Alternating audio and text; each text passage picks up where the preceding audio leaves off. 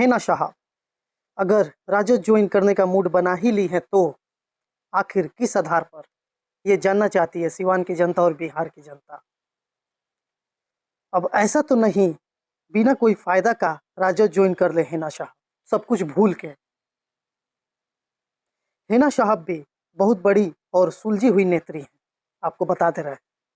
अगर राजद ज्वाइन करेंगी फिर से तो उन्हें एक राज्यसभा सीट और सारण में आने वाले तमाम विधानसभा सीटों पर कौन कौन प्रत्याशी चुनाव लड़ेंगे ये हिना साहब के हाथ में होगा, आपको हम बता दे रहे हैं। और एक सूत्र आपको हम बता दे रहे हैं, इस बार विधानसभा का चुनाव उसामा साहब जरूर लड़ेंगे। सिवान के कोई ना कोई सीट पर उसामा साहब चुनाव जरूर लड़ेंगे। अब देखना दिलचस्प यही होगा कि हिना साहब किस शर्तों पर राजद ज्वाइन करती हैं, और अगर राजद ज्वाइन नहीं करती तो आगामी आने वाले विधानसभा 2025 के चुनाव में क्या रणनीति बनाती हैं हिना साहब।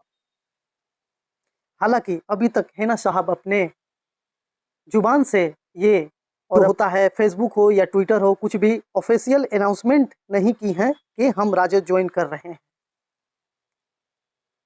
एक और कड़ी इसमें हम जोड़ना चाहेंगे, देखना होगा हिना साहब अगर राजद ज्वाइन कर लेती हैं तो सिवान के मौजूदा जो 3 राजद के विधायक हैं उनका क्या टिकट कटेगा या फिर बचा रहेगा। अब देखना यही है कि हिना साहब किस शर्तों पे मानती हैं राजद ज्वाइन करने को लेकर, और जो उनके पुराने साथी हैं जो राजद अभी छोड़े हुए हैं या वो भी ज्वाइन करेंगे इस बार। जैसे में लीलावती गिरी जी होगी, परमात्मा राम जी हो गए, और भी ऐसे कई लोग हैं, सैकड़ों लोग जो राजद को छोड़कर हिना साहब का साथ दिए थे लोकसभा 2024 के चुनाव में। अगर हिना साहब राजद ज्वाइन करती हैं तो क्या ये भी राजद ज्वाइन करेंगे जो उनके साथ साथ राजद पार्टी छोड़े थे, और क्या उन्हें राजद से विधायक का टिकट दिला पाएंगी हिना साहब।